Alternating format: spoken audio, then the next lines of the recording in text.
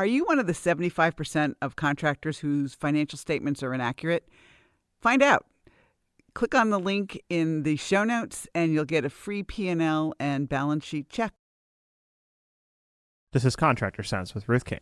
Welcome to Contractor Sense. Here you discover ideas, tactics, news, and information that matters to your contracting business and you. I'm your host, Ruth King. This episode is sponsored by Financially Fit Business. Get the business tool that helps you grow profitably, build wealth, and significantly impact your life and the lives of your employees. Go to www.financiallyfit.business and get started today. Thank you for joining us. Here's how we will help your business and you. My grandfather and father ingrained in me.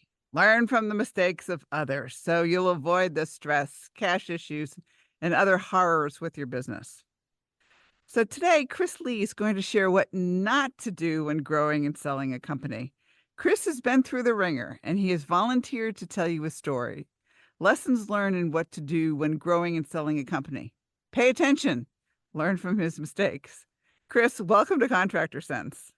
Ruth, thank you so much for having me. I'm absolutely stoked to be here today. Yeah, I am so thrilled that you here because they hear the stories from me all the time, and now they can hear it from somebody who's actually gone through it. So the floor is yours. Let's set the stage. What were you doing? Why did you decide to sell?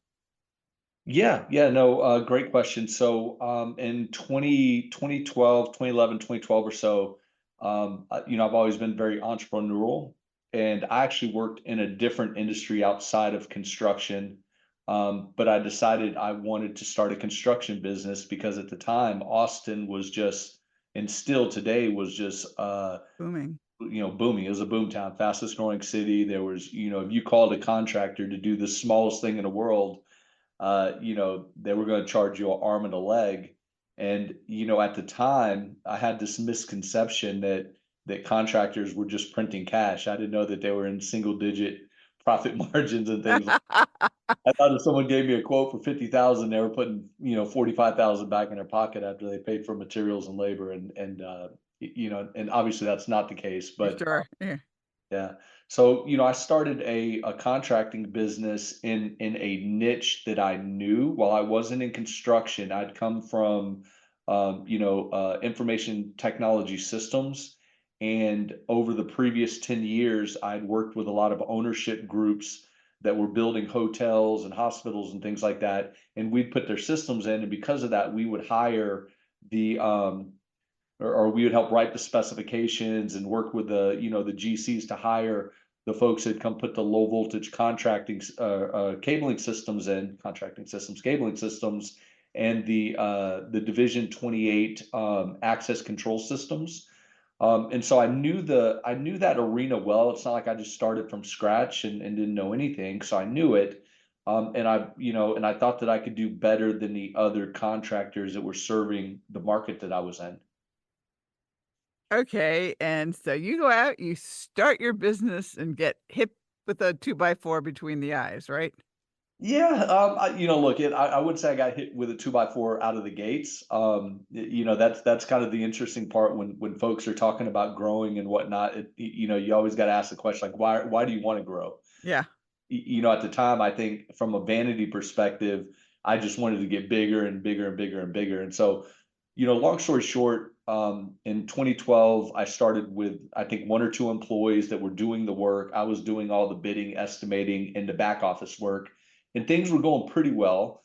And then in, I think, year two or three, we started getting like some pretty big contracts with like, universities Sure. and like that. And I think I ramped up to like 35 employees. And that's probably when things started getting a little rough, like from a cash flow perspective, and just understanding my business financials and whatnot, and kind of working with tools that aren't really built for construction, right? And we can talk more about that later. But that's where it really started getting hard, because in construction you've got these really long cash cycles or cash conversion cycles where you're paying payroll weekly, you're on net 30 terms, or you're paying on a credit card for materials right up front. But as you get into those bigger contracts, these people are not giving you deposits. They're not Nope. They're not, you're filling out AIA applications and waiting, 60, 80, 90 days to get paid. And so that can really, stretch a contractor out when you kind of make that leap. And so that's why I say in the beginning it was actually kind of fun and nice. And as we started getting bigger, which you would think was a win, it started getting significantly harder and where we had to really like roll our sleeves up and learn the business to be able to survive. So you did it, and then why did you want to sell? What You made you go there? Yeah, so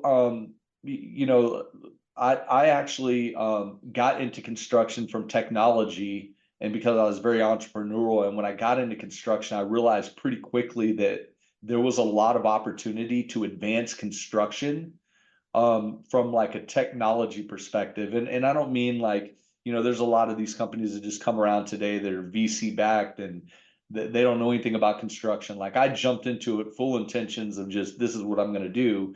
And 2 or 3 years in, I was, swimming in paper every day, and it was hard to like, estimate jobs. Is really hard to do all these things because of all the paper-based processes and the lack of systems. And so I came up with the idea. So, this guy I was working with showed me this spreadsheet that like everybody in the industry was using to estimate. I was like, oh, if I just take that spreadsheet and put it in the cloud and have a takeoff software and we can sell it for all this money. And so that idea, we joked around about that for like a year or so. And that idea, I ended up going and getting an engineering team of developers, and we went and built that product. And so as that product started taking off, I was kind of serving two masters, if you will. I had my contracting business that was growing and doing a lot better at this point, but then I had this cloud-based product called Esticom that was growing and doing really well. And so I kind of had to make the decision like, hey, which one am I going to lean into? And I felt like my Your higher background, yeah. yeah was to, hey, let me go help some of these people that have the pain that I have right now. And so Mhm. that's the reason we decided to sell the company. And that was an interesting process in and of itself. Yeah, that you had to really do financials at that point, right? Yeah, and at the time I was very ignorant. Well, I was very ignorant in a lot of things, but I was very ignorant in the way that companies are valuated. And actually, Ruth, I actually went out and paid a company, one of the like top accounting firms in Austin at the time, for and I don't mean like an Ernst and Young or something like that, but I mean for like startups Yeah. and we're a pretty big company. I paid them a lot of money to evaluate my company and tell me what it was worth. And they gave me some ridiculous number that was like, I think they thought I was like a technology startup, but it was like, some revenue off of, or some multiple off of revenue that was just wild. And so I, of course, started focusing on revenue and not focusing on profits. And with all the growth and everything, I was racing the wrong race, if you will, Yeah. right? I was running this race over here, but the reality is the value of my business was based on strictly on net profits and assets in the business and those sort of things. And I didn't know that that's what the race we're running. And so to make matters worse, that accounting firm also did not help me. And again, I don't want to blame them because I should have probably known some of this stuff myself. But they didn't know construction, so they had me just doing regular accrual accounting, and so I was not accounting. My books were not representative of what my business actually was because there's this lagging. I mean, you get it, right? Like your Yeah. bill, I'm doing everything off of billables, but I have all this work in progress. I have all these things. I've heard you talk about this. I have all this stuff in inventory, and that is not represented anywhere on my books. So anytime you look at my books, it's like, hey, Chris, like you're not that profitable. And I'm like, well, I've got these 6 jobs that we're working on, and Yeah, they don't care. don't care. There was no way to like represent that. I didn't have a WIP report. I didn't have Yeah. inventory. I didn't have an inventory system for all the materials that I bought and I had sitting out at a job. They were waiting on a billable milestone. And so, so long story short, I had a few different companies that approached us that were, at this time, there's a lot of companies coming from out west that were moving to Texas because all these tech companies were moving here. And I had a few of them that I were talking to. And I mean, they went through the books, they beat me to pieces over it, and then they hit me with offers that just like, I mean, my jaw hit the ground. There's this one example. This is another good lesson learned. Like, if you are ever thinking about selling your company, make sure you get to a number before you go sit down at lunch with the person and a bunch of their their people, because lunch is going to be really uncomfortable if they lowball you real bad. Yeah, absolutely. All right. So we're going to take a quick break right now. If somebody wants to get in touch with you, how do they do it? I'm on LinkedIn. You can go to our website for the new company, crewcost.com. You can get a hold of me there. Um, Very good. All right. Thanks for listening. We will be right back. Imagine you had total freedom. You didn't have to worry about money. You didn't have to be a slave to your business. The words, I can't, are eliminated from your vocabulary. What if you could do what you want to do, whenever you want to do it? A financially fit business could give you that freedom. How? By knowing what your financial statements are telling you and taking action based on what they say. You can do this in less than 10 minutes a month, at an investment of less than taking your family out to dinner once a month. And if your financial statements are a mess, you can get help.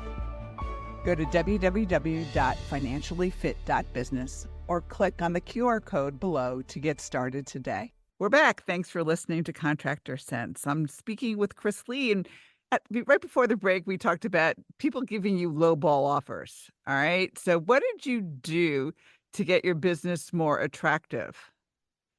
Yeah, so there's really two kind of key pieces. And again, I would say that even if someone doesn't want to sell their company, they want to be doing these things. I mean, everything you do, you want to be building value into your business. So whether you want to sell or you don't want to sell, things get a lot more comfortable when you start doing these things. You probably aren't going to want to sell, and which is what happened to me.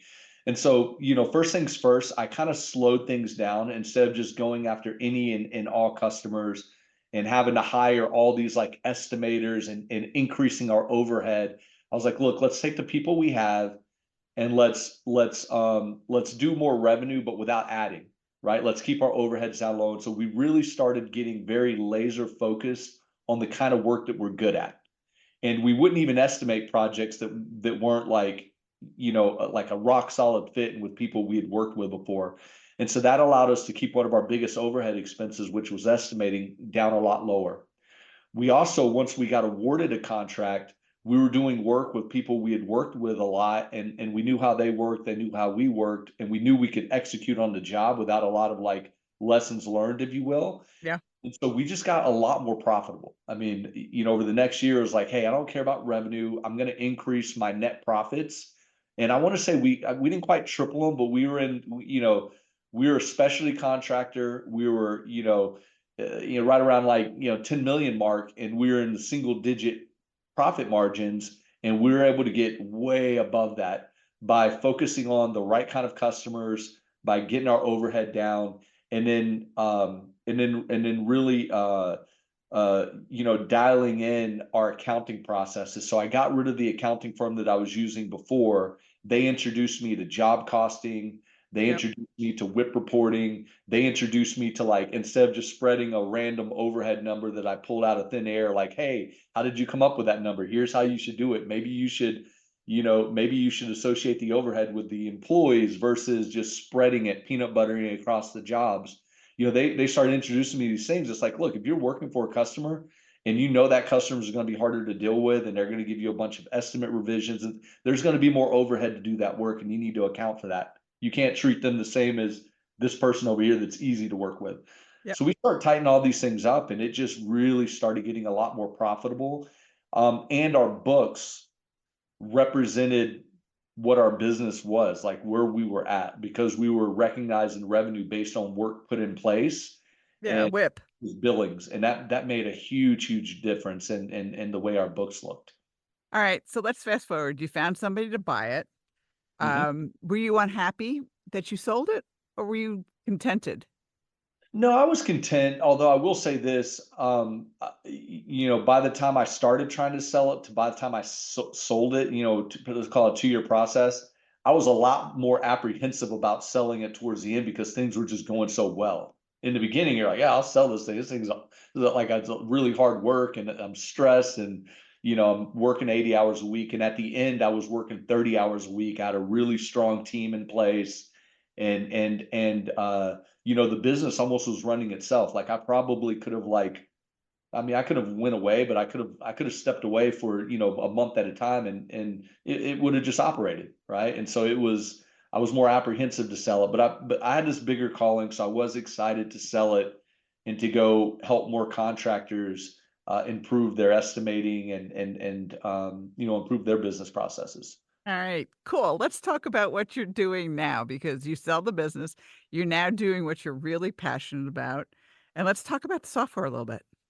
Let's do it. So real quick in that story, I was working on an estimating and takeoff product. We got that, we grew it, we got it big. A big company called Procore Technologies came along. They bought that company. So I spent 3 years at Procore. And in that, I kept hearing over and over and over again all of these SMB contractors. And when I say SMB, I don't mean that, two chucks in a truck. I mean, good sized companies that are just, uh, that they were all struggling with financial management in their accounting, right? They're using generic tools and things like that that aren't really built for construction. And so I decided to go out and build a construction accounting application that's for the SMB space specifically. And so I pulled together really good, talented construction CFOs, a really strong engineering team, and I'm very excited to announce that we've launched a product, Yay. Crew Cost. Yeah, Crew Cost, which is a construction accounting and financial management for SMB contractors. Very good. So that's really kind of cool. So you're back doing what your passion is. You're helping contractors and they won't make the same mistakes you made. I hope not. They don't have an excuse now. The tool. No. Yeah, exactly. It's like learn from what we did, this Yeah, this will help you. yeah, absolutely. So And cool. yeah, and look, and if even if you're not, looking at our product, one piece of advice I would tell you is, find folks like Ruth and find other construction specific financial folks and make them your best friend. If I had to take one thing from that previous experience, if I would have had someone like you, like kind of giving me advice and saying like, hey, that's not really how that works in construction, I would have been a lot further along. So for everyone listening, definitely find a construction accountant, financial specialist, and attach to them. Yep. All right. So let let everybody know how they can get a look at the software. Yeah, so we have a free 30-day trial. You can go to Crew Cost, that's CREW cost, COST.com, and you can sign up for a free 30-day trial. There's no credit card, there's nothing. It's unlike a lot of the other like ERPs are pretty hard and heavy to implement. This thing is really easy to go get set up and running with it. Cool. Chris, thank you so much for being with us and sharing your story. Thank you for having me, Ruth. My pleasure. And thanks to all of you for joining us. Choose one thing that you discovered and implement it in your business. These ideas, tactics, and strategies help you make more money, have more free time, and give back. If you like today's program, spread the word. Please review this podcast on any device you're listening to it on. Help a fellow contractor make more money too. For comments or questions, call me at 770-729-0258 or email ruthking@hvacchannel.tv. Thanks for listening. Have a great and profitable day.